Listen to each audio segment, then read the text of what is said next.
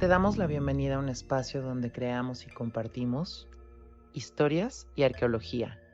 Solo cierra tus ojos y podrás verlo todo. Esto es El polvo y las piedras.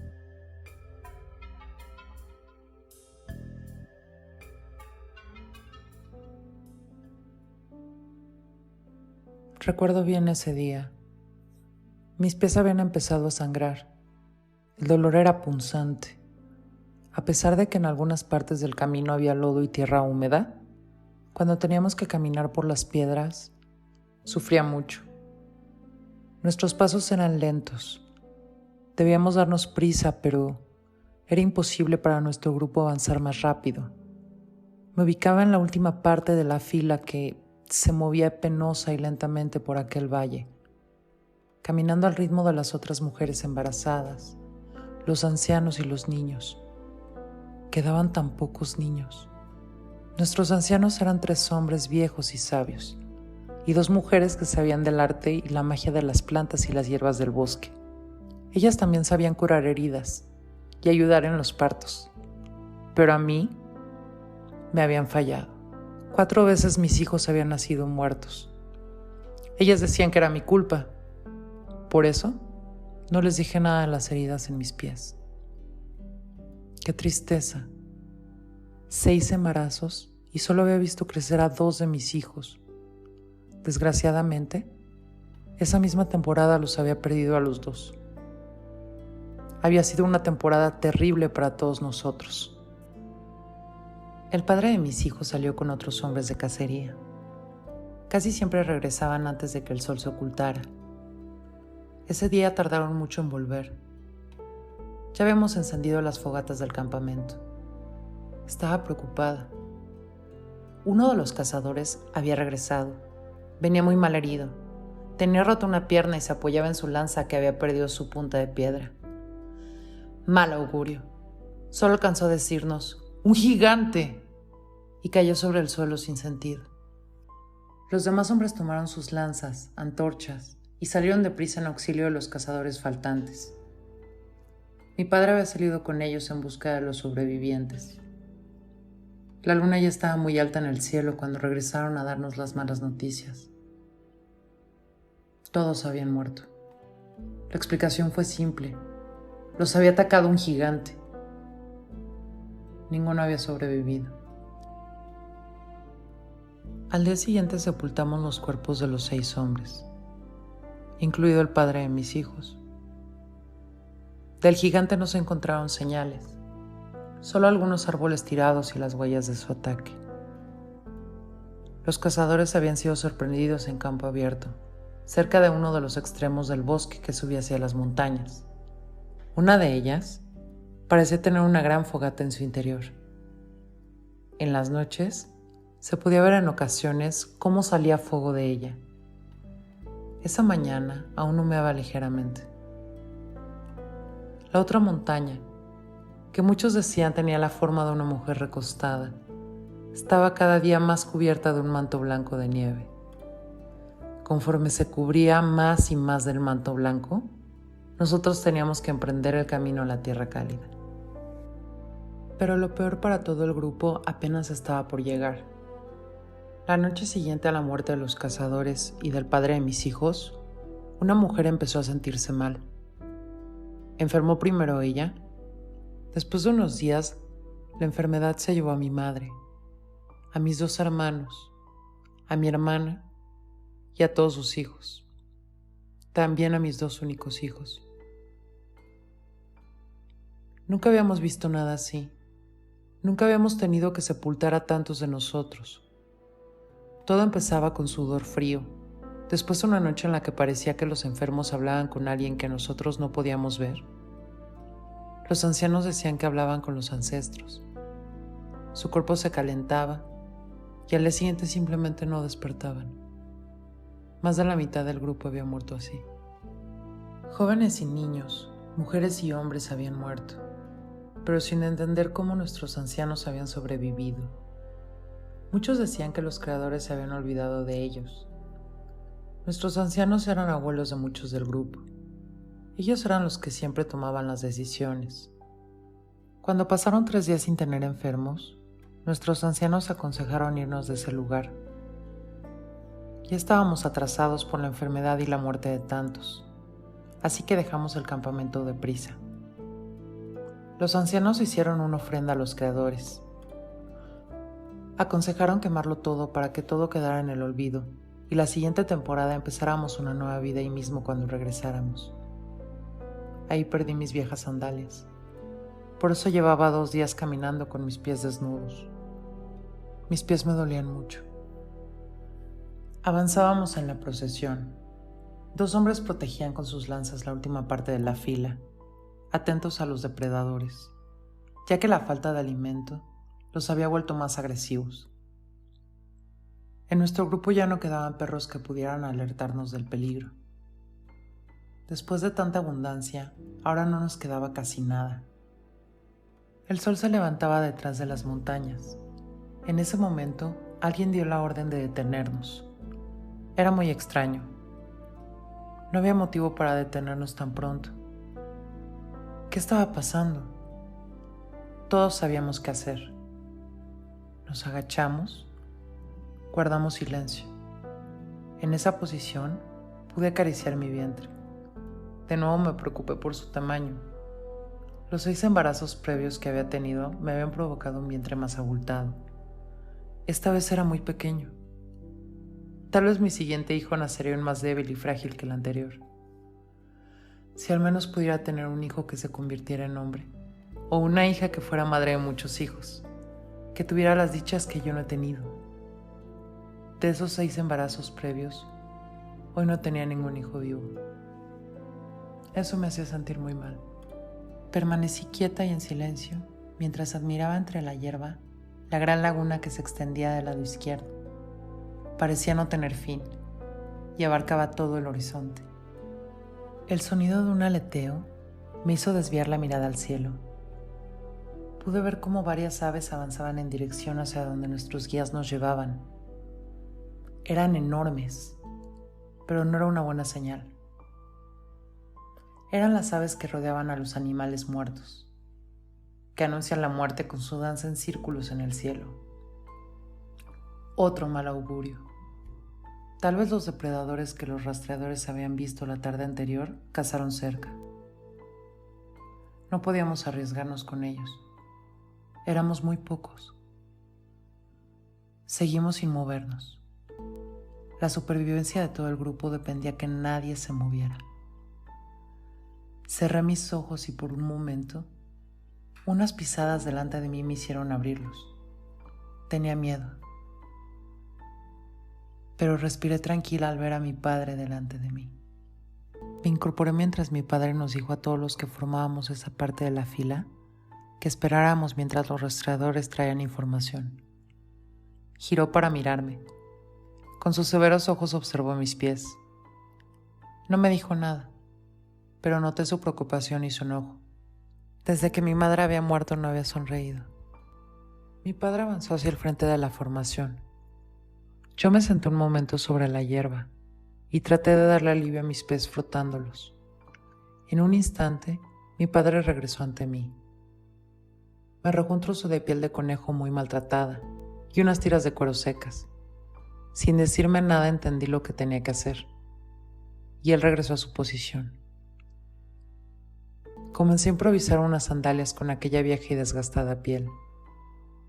Cuando terminaba mi segunda protección para mis pies, escuché unos murmullos, que después se convirtieron en gritos desesperados, mezclando la angustia y el temor.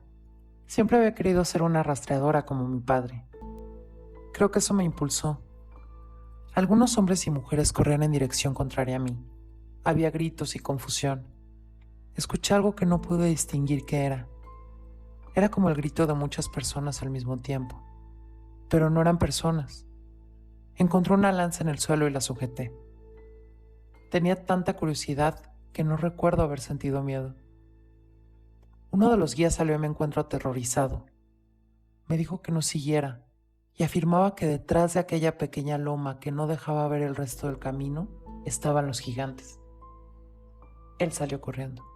Me di prisa para subir a la última parte de la baja colina. No era muy alta, pero con ella enfrente no podía ver lo que había detrás. Casi al llegar al borde, y antes de poder mirar con mis propios ojos aquello, escuché por primera y última vez en mi vida el grito de uno de los gigantes. Caí de rodillas impresionada por la escena. El gigante era enorme. Me impresionó su tamaño. Jamás había visto algo tan grande. Era más alto que un árbol. Movía desesperadamente su cabeza, pero el resto de su cuerpo no se movía. Fue entonces que me di cuenta de algo.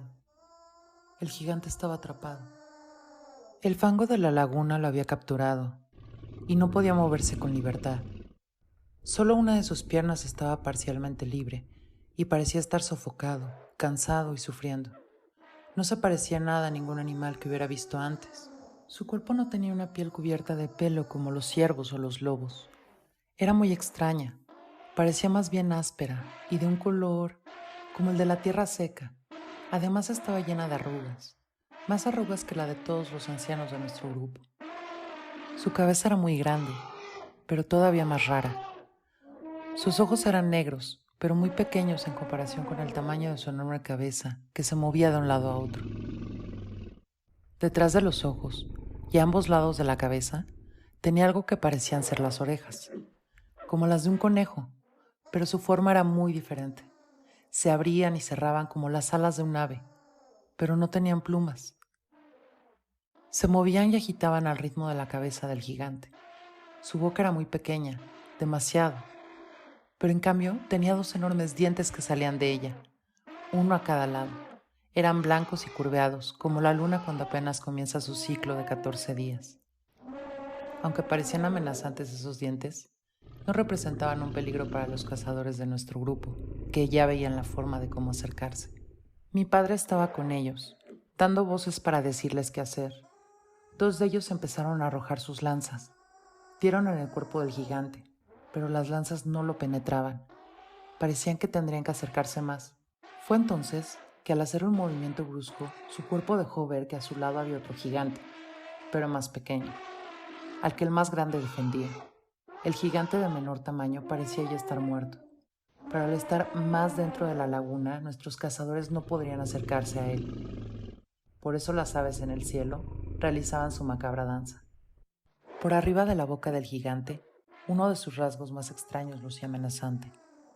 Era como si una enorme serpiente saliera de en medio de su rostro. Se movía de un lado a otro violentamente y parecía tan grande como aquellos dientes que salían de su boca. Uno de los cazadores se acercó demasiado. La ansiedad le había ganado. El gigante alcanzó a notarlo y de una sacudida violenta golpeó al cazador en la cabeza. El golpe lo mató en ese instante. Su cuerpo cayó como un árbol al ser derribado por un viento fuerte. Mi padre y los demás gritaron llenos de enojo. La muerte de su compañero pareció cegarlos, y entonces, mientras unos corrieron a un lado, los demás avanzaron por el lado contrario, por donde el gigante no podía verlos.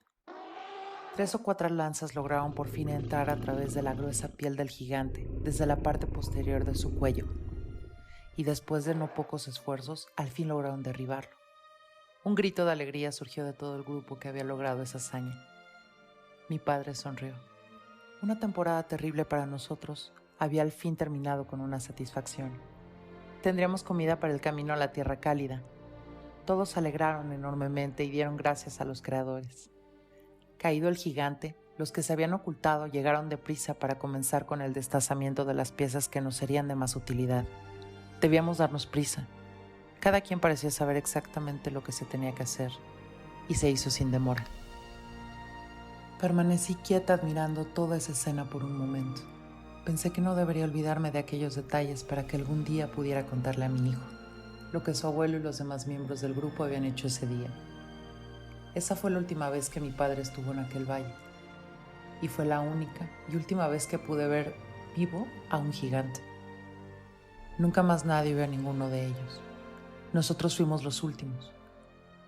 Todavía regresé muchas veces más al valle. Me hice vieja, y con el tiempo ayudé a aliviar a muchas otras mujeres en sus partos, y traje a muchos niños al mundo, incluidos los hijos y las hijas de mi único hijo, a los que vi convertirse en cazadores, y a sus hijas las vio aprender el secreto que los otros, después de varias temporadas, por fin nos habían compartido. Ahora también nosotros hacíamos crecer las plantas a voluntad en la tierra donde nosotros queríamos. Eso nos ayudó a no tener que emigrar más. Incluso construimos con la madera de los árboles del bosque techos y cobertizos permanentes donde podíamos refugiarnos del clima. Es un alivio. Las migraciones no son buenas para una anciana como yo, que ahora solo sabe de contar historias. Pero aún hoy, después de tanto tiempo, de tantas lunas y soles que se han ido, jamás olvida aquella tarde en la que conoció a los últimos gigantes.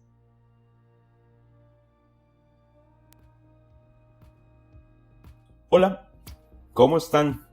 ¿Qué están haciendo? Muchas gracias de verdad por darnos la oportunidad de estar con ustedes nuevamente. ¿Qué tal con el relato, Yo espero que de verdad les haya gustado mucho. Queremos agradecer, darle muchas gracias a nuestra amiga Silvana por habernos apoyado en esta ocasión con la narrativa de esta historia. Muchas gracias, Sil, por habernos dado esta oportunidad de escucharte ahora narrando una de nuestras historias para El polvo y las piedras. Esperamos que a todos ustedes también les haya gustado mucho. ¿Qué opinan de ella? Una historia que nos habla de un pasado muy remoto. Estamos hablando más o menos de aquellos grupos humanos que deambularon por el territorio de lo que hoy es México. Básicamente, si lo identificaron también en la narrativa, nos referíamos un poco a lo que era propiamente el Valle de México.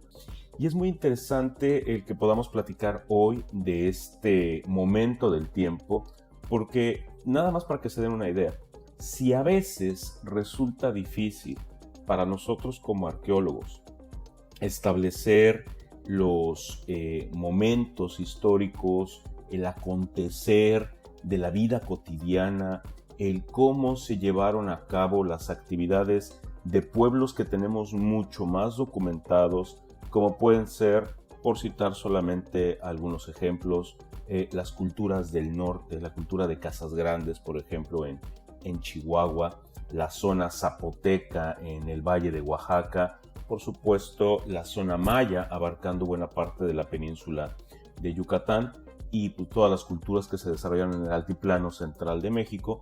Si es difícil establecer qué ocurría en el día a día de esas personas, bueno, imagínense qué complicado es para nosotros como arqueólogos llegar a una interpretación de lo que realmente pasaba en estos espacios hace más o menos unos 10,000 años.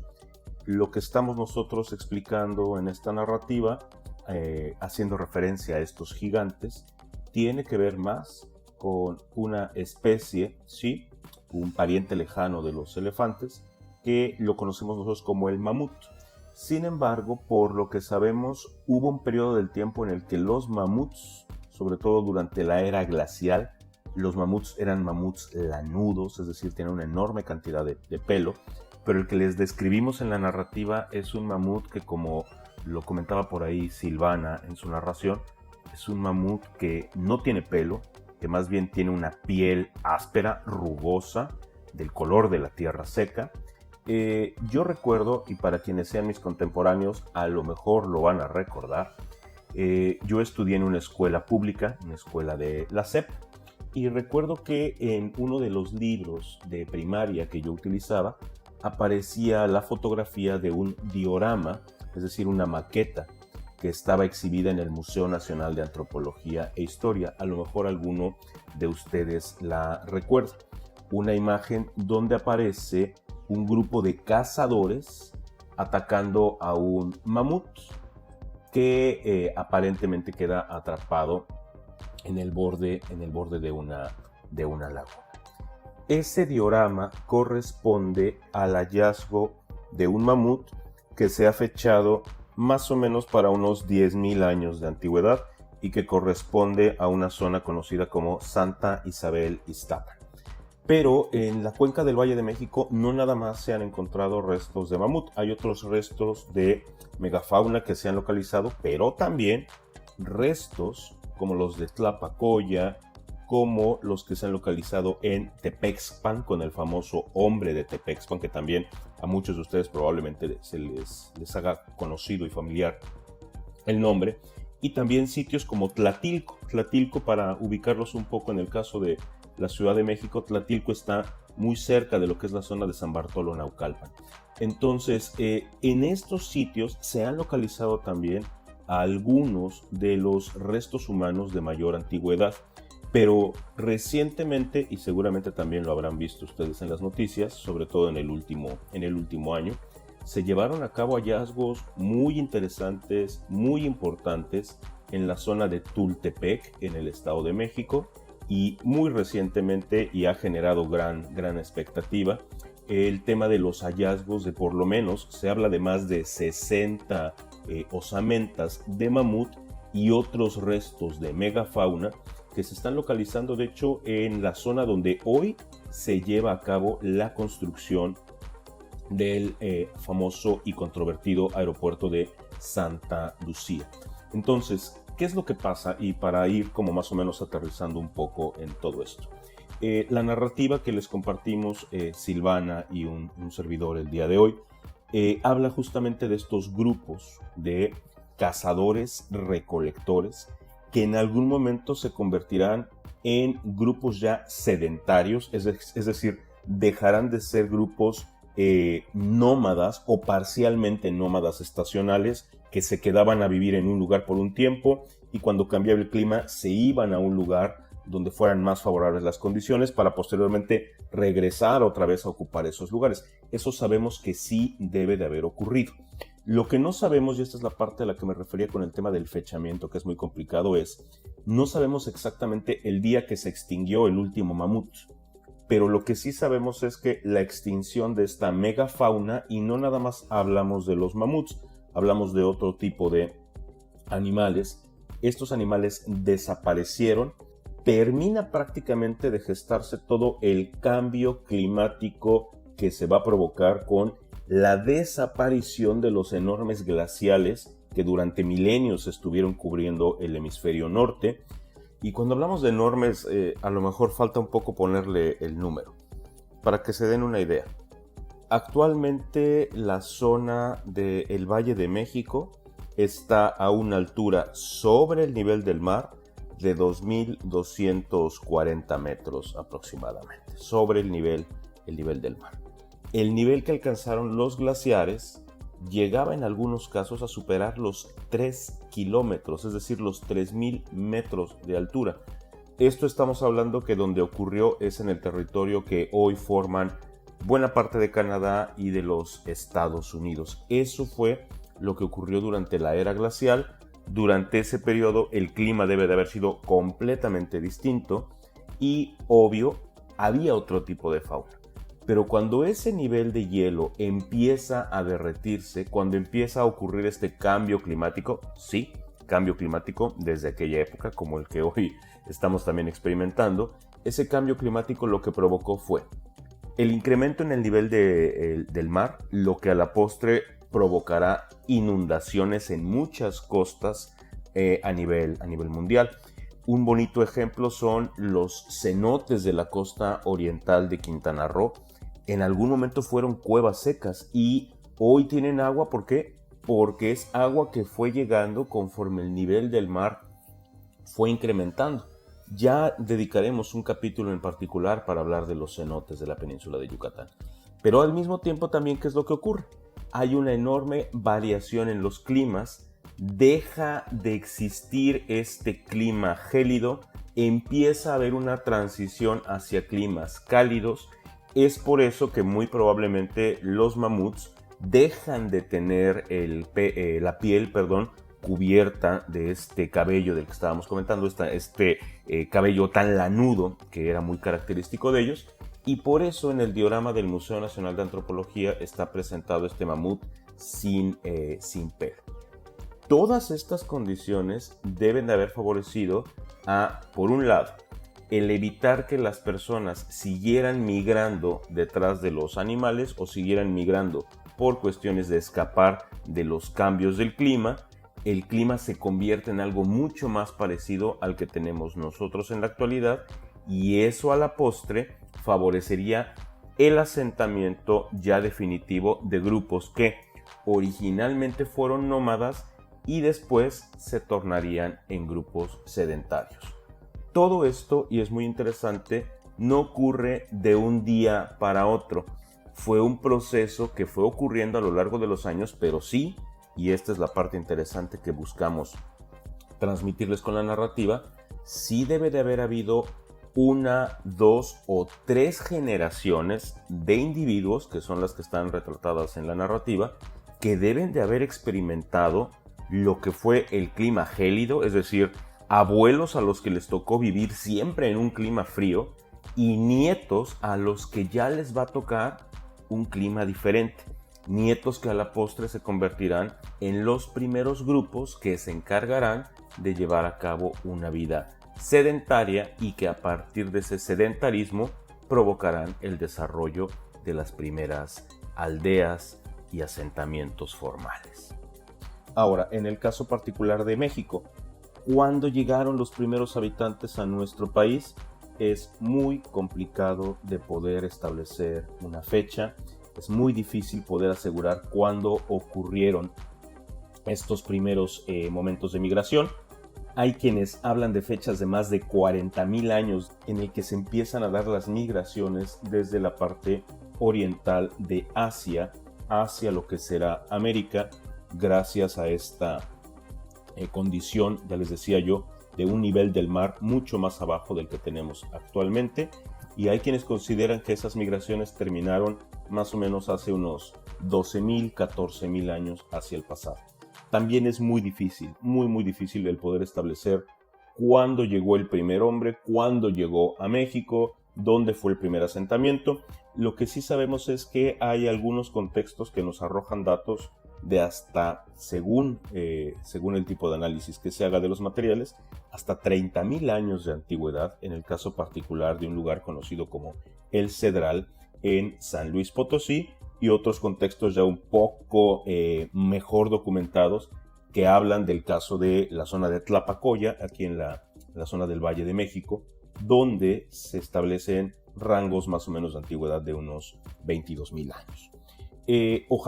Ojalá que las autoridades encargadas ahora de la construcción del aeropuerto de Santa Lucía permitan pronto, porque es algo muy importante que se tiene que hacer, poder tener una mayor documentación, un mejor resguardo de los contextos que están localizándose, y que la gente que está llevando a cabo estos trabajos tenga la oportunidad de poder presentar bien sus informes, bien sus reportes, y que con ellos se pueda incluso, ¿por qué no pensarlo de este modo?, hasta la posible construcción en un futuro de algún acervo como tipo museo.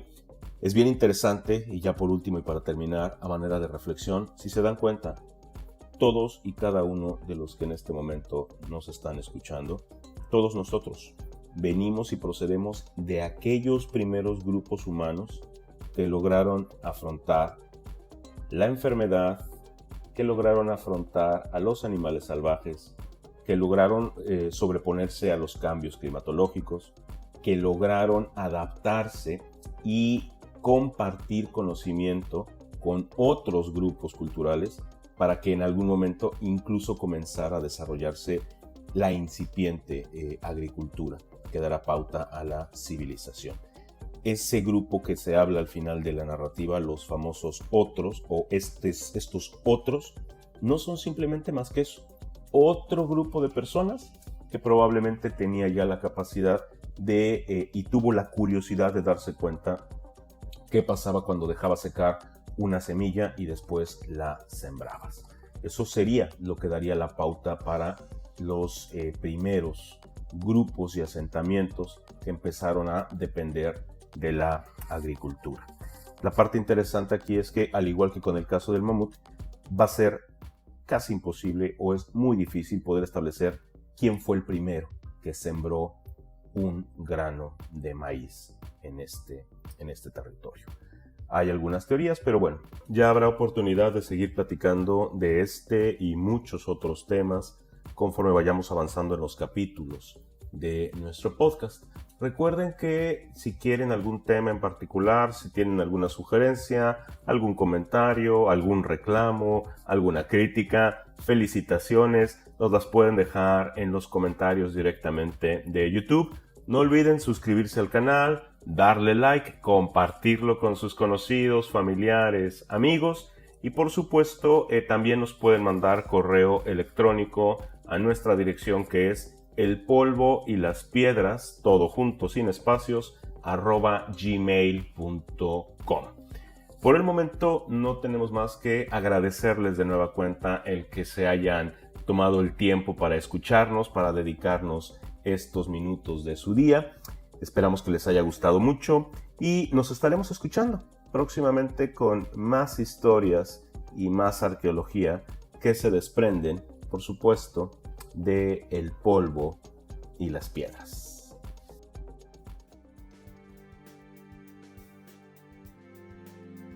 Gracias por haber imaginado y compartido tu tiempo con nosotros. Esto fue El polvo y las piedras. Hasta pronto.